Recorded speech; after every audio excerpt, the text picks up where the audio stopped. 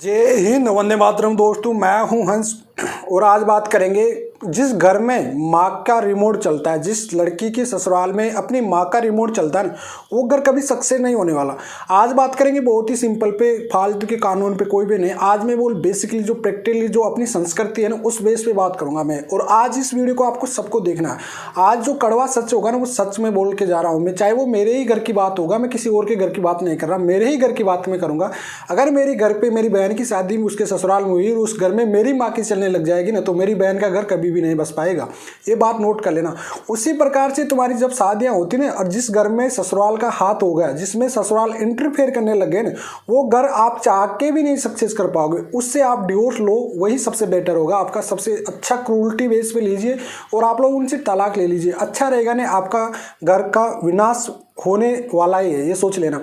जिस लेडीज जो शादी होके आपकी पत्नी अगर आपके आई है और उसका रिमोट आपके ससुराल से चल रहा है, उसका रिमोट आपके ससुराल से कंट्रोल होता है ना, तो समझ लेना आपका घर का विनाश होने वाला है।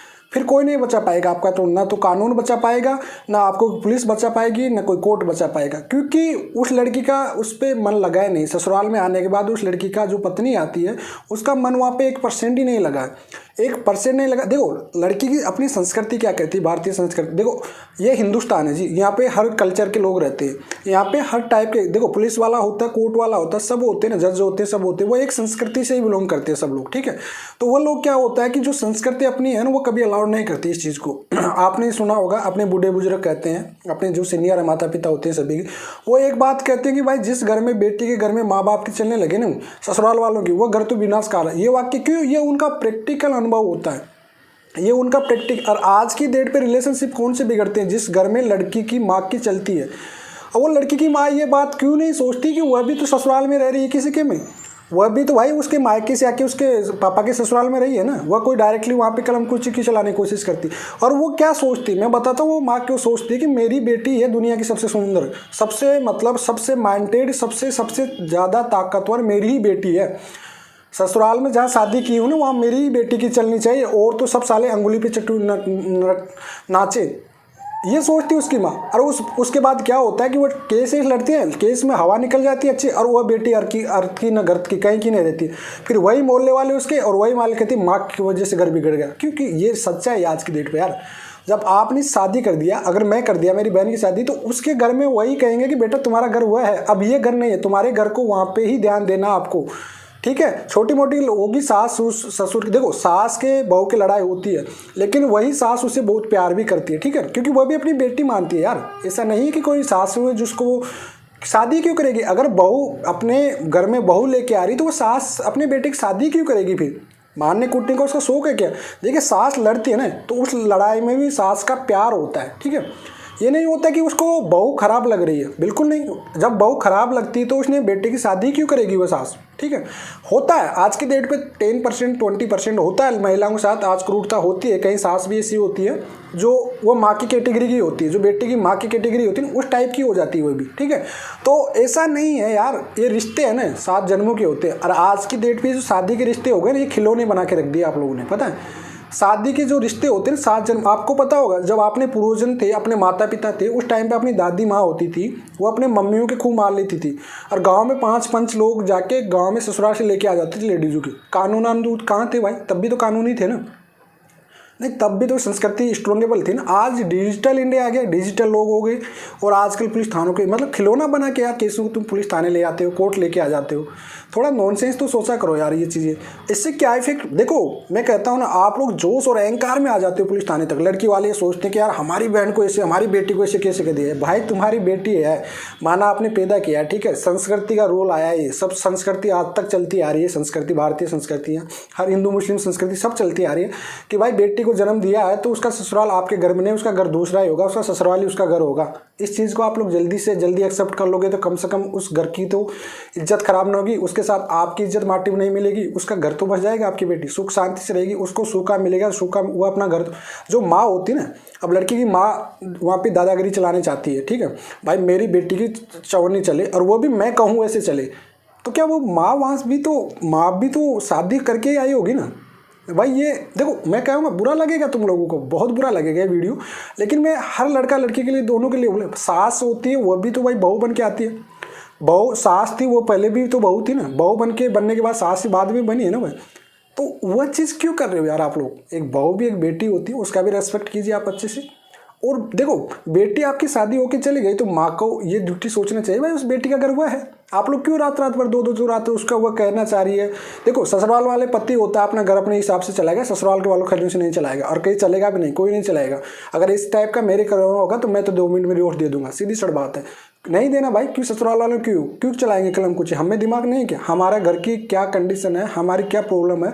और लेडीज उनको बातों को ससुराल में जाके कहोगी तो वह तो फिर यार इंटरफेयर, अपनी परिवार की बातें इधर उधर फैलाओगे तो वह चीज़ें तो फिर रिश्ते बिगड़ेंगे ना उससे। तो अगर आपको ऐसा लगता है तो सॉरी यार, किसी को बुरा लगा, लेकिन ये सच्चाई है, ये कड़वा, क्योंकि ये कड़वी सच्चाई है, ये प्रैक्टिकल अनुभव है 3 साल का, ठीक है। यही सच्चाई होता है, जिस घर में रिमोट, जिस बेटी का घर में माँ बाप का चलने लगे ना, वहाँ पे ससुराल वालों की कलम रिमोट से वहाँ घर चल रहा है, वो घर कभी सक्सेस नहीं होगा। नोट कर लेना आप लोग। और फिर आपको कोर्ट चाहे पुलिस कोई नहीं बचाएगा, आपका विनाश होगा। आपका घर का, लड़के का घर का तो विनाश करने आए हो तुम लोग, लेकिन उसके बाद आपकी बेटी का भी विनाश हो जाएगा, कोई मालिक नहीं बनेगा, ठीक है ना। जब केस फ्री हो जाएंगे, जब आपके दहेज केस होंगे, आप लोग झूठे साच्चे जो भी हो जाते हैं, उसके बाद आपकी तरफ कोई नहीं, बुरी नजरों से देखते समाज वाले, ठीक है। कानून होता है, चलो कानून की जगह कानून, लेकिन समाज एक इंपॉर्टेंट चीज़ होती है। अपन एक कल्चर में रहते हैं, भारतीय संस्कृति के कल्चर में हम बिलोंग करते हैं सब लोग। हमारे इज्जत क्या चीज़ होती है। एडल्ट्री रिलेशनशिप ने तो कोर्ट ने तो कर दिया, लेकिन अपने क्या समाज में से एक्सेप्ट करते हो आप लोग। भाई कोई की पति किसी दूसरे के साथ, तो वो पत्नी उस पति को शेयर कर सकती है। पत्नी कुछ भी सहन कर लेगी, लेकिन अपने पति को किसी दूसरे के साथ कभी सहन नहीं करेगी। उसी प्रकार से पति भी अपनी पत्नी किसी के साथ रहेगी तो क्या पति रख लेगा। अब इनके मान लीजिए एडल्ट्री को कोर्ट में साबित नहीं कर पा रही, कैसे करोगे आप लोग। कोई पकड़, ये काम जो एडल्ट्री वाला कर रहा है, तो क्या वो इसको सच्चाई को पकड़ लेगा, उसको साथ पकड़ लेगा। कानून कहाँ से आप प्रूव कर पाओगे उसको, और फिर रख लोगे आप लोग। भाई कानून बेस पे आप चलोगे तो रख लोगे। कुछ चीज़ें ऐसी होती है जिनके कोई सबूत ही नहीं होते, फिर क्या करोगे आप लोग, मरते रहो फिर।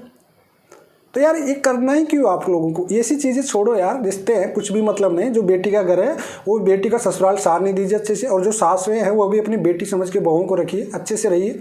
परिवारों के रिश्तों में कुछ नहीं है। आपको रिकॉर्ड तो आते हैं, पढ़े लिखे तो होंगे आप लोग। 98%, 95% इतने 90 झूठे केस जा रहे हैं, उसमें क्या हो रहा है, बर्बादी तुम्हारी हो रही है। पुलिस तो अपना ड्यूटी कर रही है, ठीक है, कोर्ट अपना ड्यूटी कर रहा है। तुम ये मत सोचो कोर्ट का वकीलों का टाइम खराब हो रहा है, भाई उनकी ड्यूटी है, वह उनकी ड्यूटी हो रही है, ठीक है। वकील भी अपनी ड्यूटी निभा रहा है, पुलिस अपनी ड्यूटी निभा रहा है, कोर्ट मजिस्ट्रेट अपनी ड्यूटी निभा रहे हैं। विनाश आप ही का हो रहा है, लॉस आप ही का हो रहा है।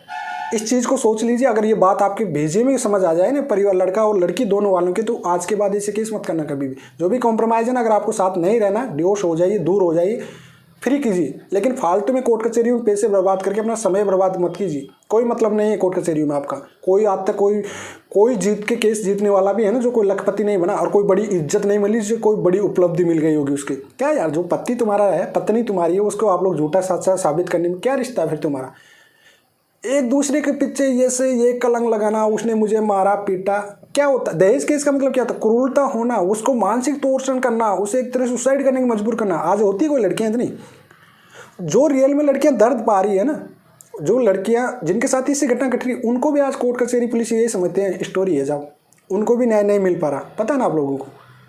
तो यार ये चीज़ें है ना, छोड़ो, कोई नहीं रखा इनमें, मतलब कुछ भी नहीं है, 1% भी है। आप लोग सोचते हो ना कि पुलिस का, कोर्ट का, वकीलों को फायदा, भाई कोई नहीं है। सब अपनी जगह अपनी ड्यूटी निभा रहे हैं। लॉस होना है तुम्हारा लड़का लड़की का ही होना, पति पत्नियों का ही, और तुम्हारे परिवारों का लॉस होना है। जो इज्जत तुम्हारे बाप दादाओं की है ना, वो भी सब माटी मिलने वाली है।